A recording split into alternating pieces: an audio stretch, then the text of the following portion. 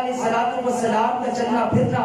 آقا علیہ الصلوۃ والسلام کا طائف کی وادیوں میں پتھر کھانا اور پتھر کھا کر بھی حق بات کو نہ چھوڑنا، حق بات کو بیان کرتے رہنا، اسے میری آقا کی سیرت کہا جاتا ہے۔ اور ایک ہے میرے آقا کی عظمت، میرے آقا کی رفعت، میرے آقا کی کمالات، میرے آقا کی بلندی۔ آقا علیہ الصلوۃ والسلام کو اللہ نے عظمت عطا فرمائی، رفعت عطا فرمائی کہ آقا علیہ الصلوۃ والسلام انگلی کا اشارہ کرے تو چاند دو ٹکڑے ہو جائے، آقا علیہ الصلوۃ والسلام حکم کرے تو غروب ہوا سورج واپس آ جائے، آقا علیہ الصلوۃ والسلام جس راستے سے گزر جائے وہ راستہ خوشبوؤں سے مہک جائے، آقا علیہ الصلوۃ والسلام کے پسینے سے خوشبو مہکنے لگے، آقا علیہ الصلوۃ والسلام کے لعاب دہن سے بیماروں کو شفا مل جائے، آقا علیہ الصلوۃ والسلام نکلی ہوئی آنکھ کو اپنی جگہ پر رکھ کر اس پر لعاب دہن لگا دے تو وہ آنکھ بالکل صحیح سالم ہو جائے، آقا علیہ الصلوۃ والسلام حضرت علی المرتضیٰ رضی اللہ تعالی عنہ کی دکھتی آنکھوں میں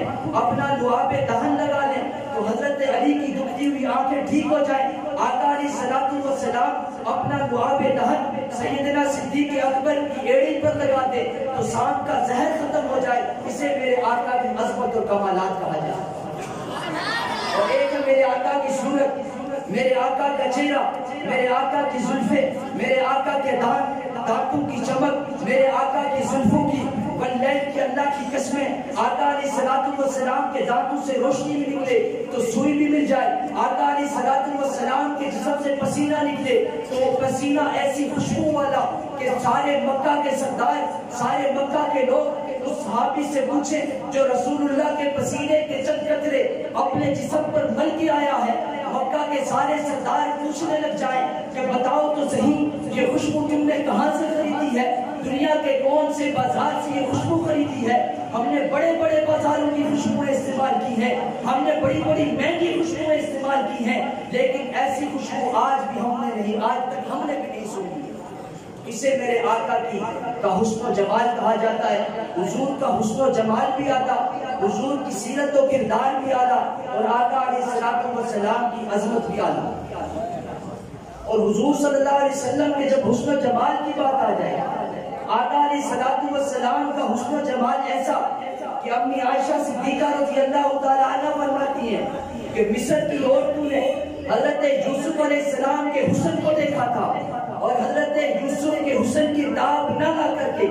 اپنی انگلیوں کو کاٹ ڈالا تھا۔ امی عائشہ صدیقہ فرماتی ہے رب کعبہ کی قسم اگر مصر کی عورتیں میرے محمد کو دیکھ لیتی تو اپنی انگلیاں نہیں اپنی گردنوں کا چوری چلا دیتی۔ میرے آقا کا حسن و جمال ایسا کہ امی عائشہ صدیقہ فرماتی ہیں لنا شمس ولی الآفاق شمس، لنا شمس ولی الآفاق شمس، شمسی خیر من شمس السماء، شمس الناس تطلع بعد فجر، شمسی تطلع بعد العشاء۔ بڑا پیارا شعر فرمایا، کہتی ہے کہ ایک آسمان دنیا کا سورج ہے، ایک آفتاب فلک ہے، اور فرمایا ایک میرے گھر کا سورج ہے، ایک میرے گھر کا فلک ہے، فرمایا شمس خیر من شمس السماء، میرے گھر میں چمکنے والا سورج آسمان پر چمکنے والے سورج سے کئی گنا زیادہ حسین ہے۔ وجہ بیان فرماتی ہے شمس الناس تطلع بعد فجر،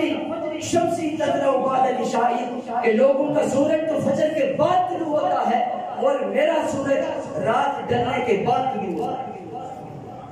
اور ایک صحابی رسول فرماتے ہیں آقا علیہ الصلوۃ والسلام کے حسن و جمال کو بیان کرتے ہوئے کہتے ہیں ایک رات میں مدینے کی گلیوں میں نکلا تو میں نے آسمان کی طرف نظر اٹھا کر دیکھا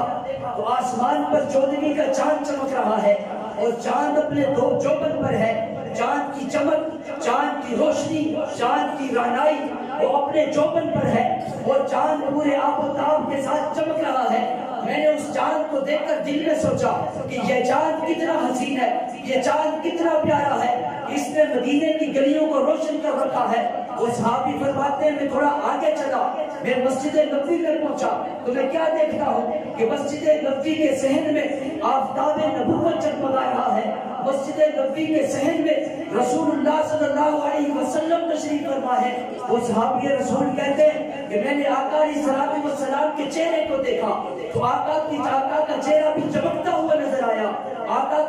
کا چہرہ بھی روشن نظر آیا وہ صحابی کہتے ہیں میں ایک نظر آسمان کے چاند کو دیکھتا، چاند فلک کے چاند کو دیکھتا، آفتاب فلک کو دیکھتا، اور دوسری نظر میں اپنے آقا کے چہرے کو دیکھتا، آقا کے بدسہا والے مہرے کو دیکھتا۔ وہ صحابی رسول کہتے ہیں میں کشمکش میں پڑ گیا، میں سوچ میں پڑ گیا، میں ششدر و حیران رہ گیا، میں پریشان ہو گیا، میرے لیے فیصلہ کرنا مشکل ہو گیا کہ آسمان پر چمکنے والا چاند زیادہ حسین ہے یا مسجد نبوی کے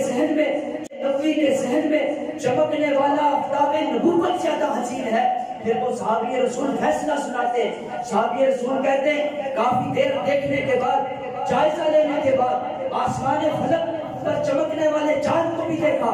اور مسجد نبوی کے صحن میں چمکنے والے چاند کو بھی دیکھا۔ کافی دیر کے بعد میں اس نتیجے پر پہنچا کہ آسمان دنیا پر چمکنے والا چاند تو کم تر حسین ہے، اور مسجد نبوی کے صحن میں بیٹھا ہوا مسجد نبوی کے صحن میں چمکنے والا چاند زیادہ حسین ہے۔ سبحان اللہ۔